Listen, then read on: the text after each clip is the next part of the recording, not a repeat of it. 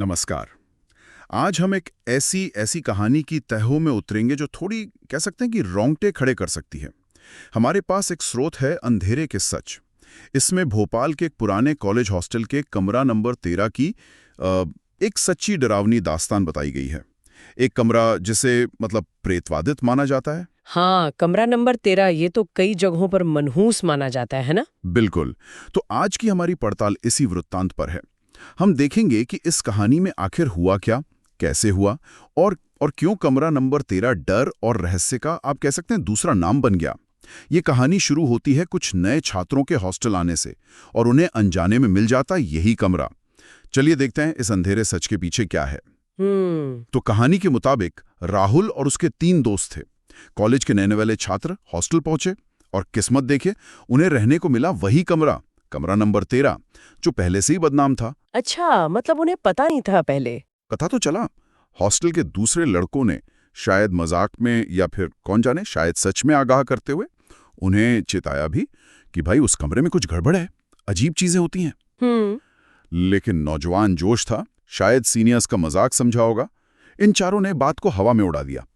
सोचा होगा कि ये सब बस डराने की बातें हैं। हाँ, ये तो आम है, रैगिंग का हिस्सा भी हो सकता है कई बार। बिल्कुल। तो पहली रात हुई, सब कुछ सामान्य सा था। शुरू में दोस्त गपशप करके सो गए होंगे, लेकिन करीब 2 बजे रात को राहुल की आंख अचानक खुल गई।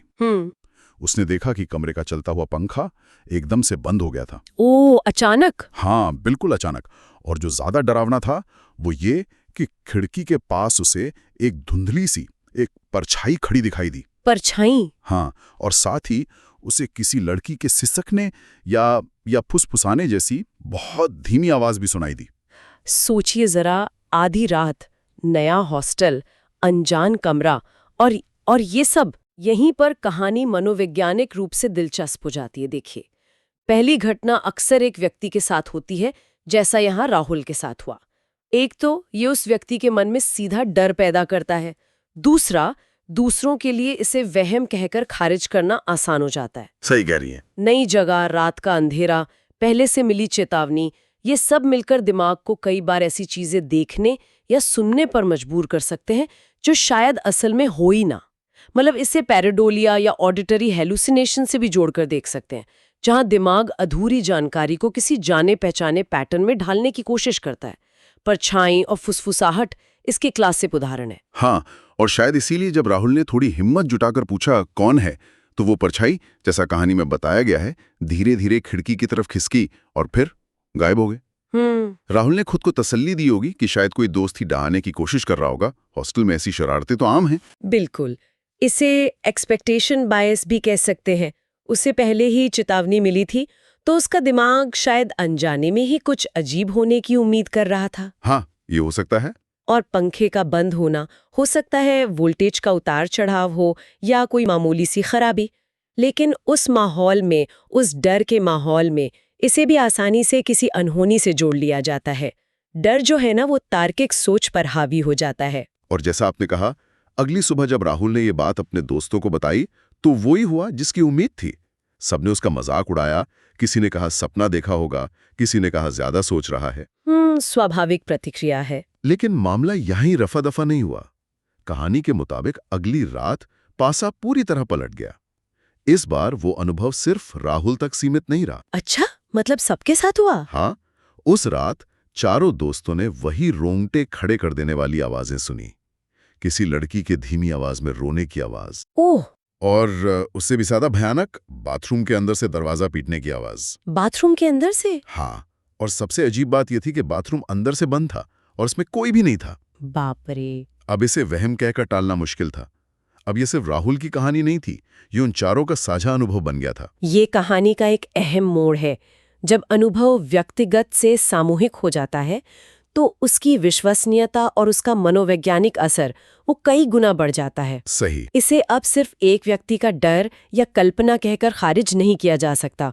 समाजशास्त्र और मनोविज्ञान में इसे सोशल प्रूफ या साझा वास्तविकता का निर्माण भी कहते हैं। जब समूह के कई सदस्य एक ही असामान्य अनुभव की पुष्टि करते हैं, तो वो उनके लिए एक ठोस घटना बन जाती है, भले उसकी कोई तार्किक व्याख्या न मिल रही हो।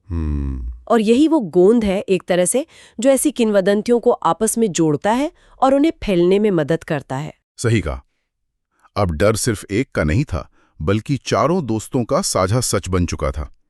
जाहिर है उनकी रातों की नींद तो उड़ी गई होगी। बिल्कुल। कुछ दिन इसी खौफ में गुजारने के बाद उन्होंने हिम्मत करके हॉस्टल के पुराने चौकीदार से इस कमरे के बारे में पूछा, और यहीं से खुलता है कमरा नंबर 13 का वो स्याह अतीत। अच्छा, चौकीदार से पूछा उन्होंने? हाँ, इस वृत्तांत में जिक्र है कि चौकीदार ने जो बताया वो सुनकर उनके पैरों तले जमीन खिसक गई होगी। उसने बताया कि सालों पहले इसी कमरे में कॉलेज की एक लड़की ने जहर खाकर अपनी जान दे दी थी। ओह, ये तो बहुत दुखद है। हाँ, और ये अपने आप में दुखद था, लेकिन कहानी और भी भयानक तब हुई जब चौकीदार ने बताया कि लड़की की लाश कमरे में कई घंटों तक पड़ी रही थी। किसी को पता ही नहीं चला था। कई घंटों तक? ये बिंदु ज्यादातर भूत प्रेत की कहानियों का केंद्र होता है। एक दुखद, अक्सर हिंसक या असमय मौत और उस स्थान से उसका जुड़ जाना, या आत्महत्या और फिर लाश का घंटों तक अनदेखा पड़े रहना, ये एक गहरी नकारात्मकता और अधूरेपन का भाव पैदा करता है। कई संस्कृतियों में ये मान्यता है कि ऐसी मौतें आत्मा को शांति नहीं मिलने देती और वो उसी जगह भटकती रहती हैं। तो ये उस कथित अलौकिक गतिविधि के लिए एक कारण या कह लें कि उत्पत्ति कथा प्रदान करता है। और चौकीदार ने यह भी जोड़ा कि राहुल और उसके दोस्त पहले नहीं थे। ऐसा नहीं था कि ये पहली बार हो रहा था। हाँ। सालों से यही चला आ रहा था। जब भी कोई नया बैच आता और उन्हें ये कमरा मिलता, उनके साथ भी ऐसी अजीबोगरीब घटनाएं होती थी। अब उन दोस्तों को समझ आया कि हॉस्टल के बाकी लड़के उन्हें क्यों उस कमरे से दूर रहने की सलाह दे रहे थे। वो मजाक नहीं था, वो एक गंभीर चेतावनी थी। देखिए, चौकीदार यहाँ एक बहुत महत्वपूर्ण भूमिका निभा रहा है। वो एक तरह से लोर कीपर है, मतलब कथा संरक्षक। कथा संरक्षक, सही। अक्सर ऐसी कहानियों में एक पुराना अनुभवी व्यक्ति होता है जो अतीत का राज खोलता है और वर्तमान की घटनाओं को उस अतीत से जोड़ता है। ये कहानी को एक ऐतिहासिक गहराई और निरंतरता देता है। अब ये सिर्फ कुछ अजीब घटनाएं नहीं रह जाती, बल्कि एक पैटर्न का हिस्सा बन जाती हैं, एक स्थापित किंवदंती का। और सवाल यह भी उठता है कि क्या चौकीदार सिर्फ सुनी सुनाई बातें दोहरा रहा है या उसने खुद भी कुछ अनुभव किया है? स्रोत इस पर खामोश है, जो रहस्य को और बढ़ाता है। हाँ, ये भी सोचने वाली बात है। क्या वो त्रासद इतिहास ही किसी जगह को प्रेतवादित बनाता है, या उस इतिहास की कहानी सुनने वालों के मन में डर पैदा करती है, जो फिर खुद को ऐसी घटनाओं के रूप में प्रकट करता है? बिल्कुल, ये एक क्लासिक सवाल है, जगह या दिमाग। खैर, कहानी के अंत की ओर बढ़ते हैं।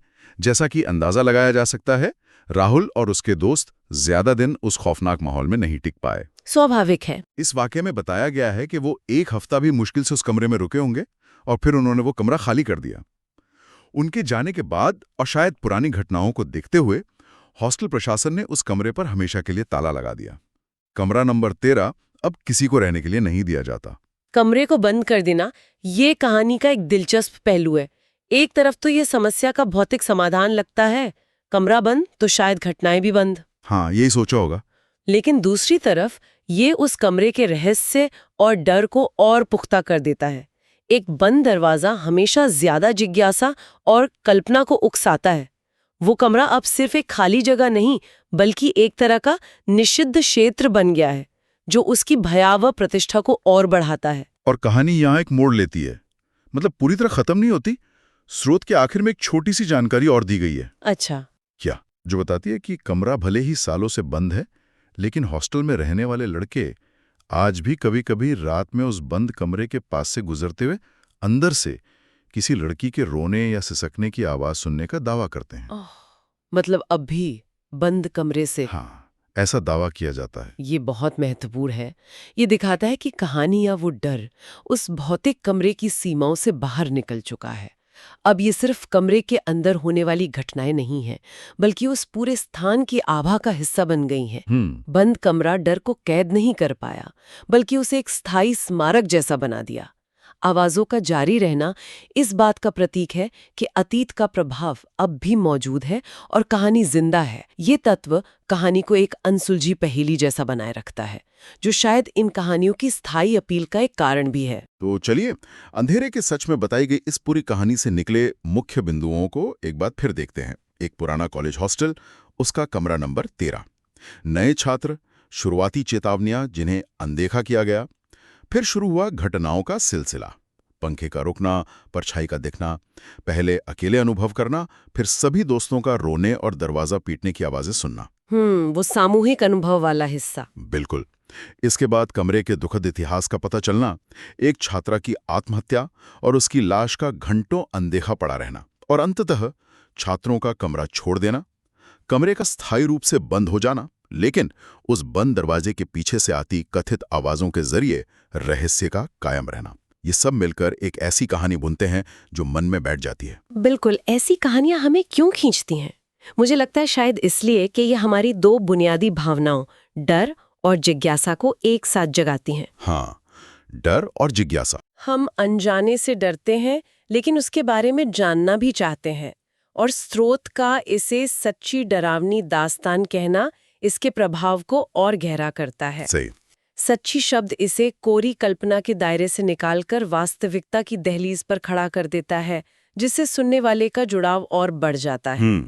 ये कहानी ये भी दिखाती है कि कैसे स्थानीय किंवदंतियां, अफवाहें और साझा अनुभव मिलकर किसी जगह की पहचान करते हैं। हाँ। कमरा नंबर 13 अब सिर्फ ईंट गारे का एक ढांचा नहीं है, वो एक कहानी है, एक चेतावनी है, भोपाल के उस कॉलेज की लोक कथा का हिस्सा बन गया है, एक पहचान बन गया है। हाँ, ये दर्शाता है कि कैसे आख्यान यानी कहानियां भौतिक स्थानों को अर्थ देते हैं और हमारी सामूहिक चेतना में बस जाते हैं। हो सकता है उस कमरे में अब कोई न रहता हो, लेकिन कहानी वहां रहती है और शायद हमेशा रहेगी। तो ये थी भोपाल के उस पुराने कॉलेज हॉस्टल के कमरा नंबर 13 की कहानी। जैसा कि हमें स्रोत, अंधेरे के सच से पता चला, डर, रहस्य और एक अनसुलझी पहेली की कहानी। और जाते जाते सोचने के लिए एक सवाल छोड़ जाते हैं, क्यों हॉस्टल के कमरे, पुराने घर, सुनसान सड़कें जैसी साधारण जगहें अक्सर ऐसी असाधारण और बेचैन करने वाली कहानियों का घर बन जाती हैं? और इससे भी बड़ा सवाल ये है कि ये कहानियां, चाहे हम इन पर पूरी तरह यकीन करें या नहीं, हमें इतना आकर्षित क्यों करती हैं और हमारी कल्पना पर ऐसी गहरी छाप क्यों छोड़ जाती हैं? इन कहानियों से हमारा ये लगाव आखिर हमारे बारे में क्या कहता है?